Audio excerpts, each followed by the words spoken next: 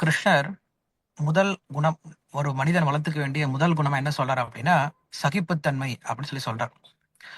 அர்ஜுனனுக்கு அவர் எவ்வளவு விஷயம் பேசுறது இருந்தாலுமே கூட பகவத்கீதை ஒரு ஆன்மீகமான நூலா நம்ம கருதினாலுமே கூட அதுல மனிதர்கள் வளர்த்து கொள்ள வேண்டிய மிக முக்கியமான குணங்கள் சொல்லப்படுது. அதுல முதல் குணம் சகிப்புத்தன்மை சொல்லி சொல்றார்.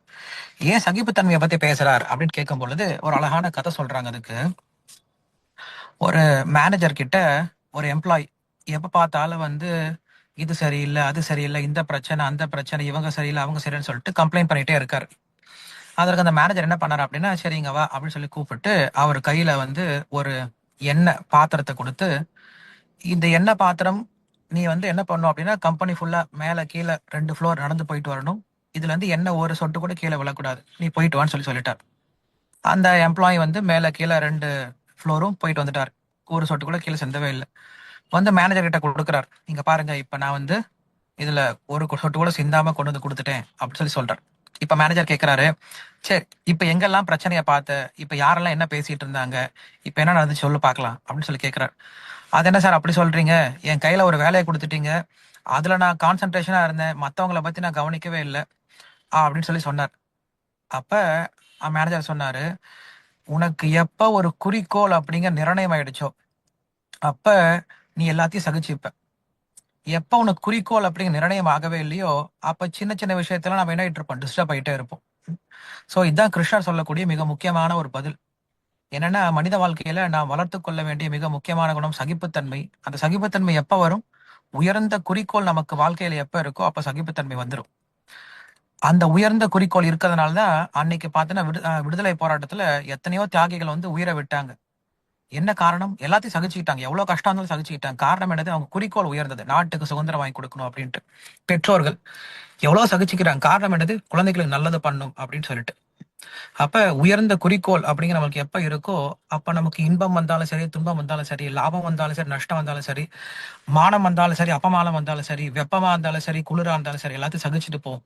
அதனால கிருஷ்ணர் சொல்லக்கூடிய மிக முக்கியமான விஷயம், உங்க வாழ்க்கையில நீங்க எந்த விதமான பாதிப்பும் அடையாம இருக்கணும் அப்படின்னா அதற்கு ஒரு உயர்ந்த குறிக்கோளை முதல்ல என்ன பண்ணுங்க, நீங்க ஏற்படுத்திக்கோங்கன்னு சொல்றேன். சரி, இந்த உயர்ந்த குறிக்கோள் நம்ம எப்படி தெரியும் அப்படின்னு கேட்கும் பொழுது, இப்ப அந்த உயர்ந்த குறிக்கோளை கிருஷ்ணரே சொல்லி கொடுக்கிறார். ஒரு மனிதன் எப்ப மற்றவர்களுடைய நன்மைக்காக உழைக்க ஆரம்பிக்கிறானோ அதுதான் உயர்ந்த குறிக்கோள். சேவை அப்படின்றதுதான் உயர்ந்த குறிக்கோள்னு சொல்றார். இப்ப ஒவ்வொரு மிருகத்துக்கும் பார்த்தோம் அப்படின்னா ஒவ்வொரு குறிக்கோள் இருக்கு. இப்ப மிருகத்துல யானை அப்படின்னா அது வெயிட் தூக்கும், கழுகு அப்படின்னா தூர பார்வை இருக்கு, குரங்கு அப்படின்னா தாவிட்டே இருக்கும், குயில் அப்படின்னா கூவிட்டே இருக்கும். இதெல்லாம் ஒவ்வொரு மிருகத்தினுடைய குணங்கள். அது போல மனிதனுடைய குணம் என்ன, மனிதன் அடைய வேண்டிய உயர்ந்த குறிக்கோள் என்ன அப்படின்னு கேட்கும் பொழுது திருவள்ளுவரும் சொல்றாரு, பிறவி பெருங்கடல் நீந்துவர் நீந்தாதார் இறைவனுடைய சேராதார் அப்படின்னு சொல்றார். ஸோ அப்ப மனித வாழ்க்கையில நாம் என்ன பண்ணுவோம் அப்படின்னா சேவை அப்படின்ற குணம் வளர்த்துக்கிட்டோம் அப்படின்னா அதுதான் மனிதனுடைய குணம் அப்படின்னு சொல்றார்.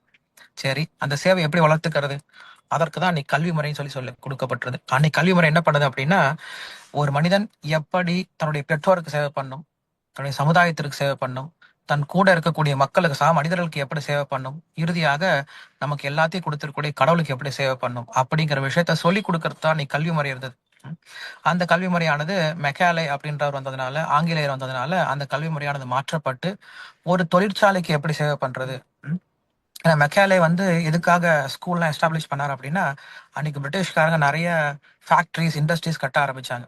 ஸோ அவங்களுக்கு வேலை பண்றதுக்கு ஆள் தேவை. அப்ப என்ன பண்ணாங்க, அவங்க ஒரு ஸ்கூல், ஒரு ட்ரைனிங் கொடுக்கக்கூடிய அந்த ஃபேக்டரிக்கு, இண்டஸ்ட்ரீஸ்க்கு ட்ரைனிங் கொடுக்கறதுக்காக ஆரம்பிச்சாங்க. அதுதான் ஸ்கூல் சொல்றோம்.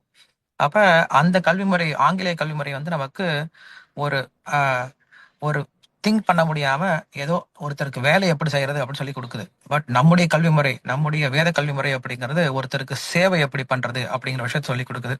ஸோ இந்த குணத்தை வளர்த்துக்கிட்டோம் அப்படின்னா நாம் எந்த விதமான பாதிப்பும் இல்லாமல் நம்முடைய வாழ்க்கையில எந்த விதமான குழப்பங்கள் வந்தாலும் அதனால பாதிப்படையாம போயிட்டு இருப்போம். இல்லைன்னா இன்னைக்கு சின்ன சின்ன விஷயத்துக்கு நம்ம என்ன பண்றோம், பாதிப்படைஞ்சிடறோம்.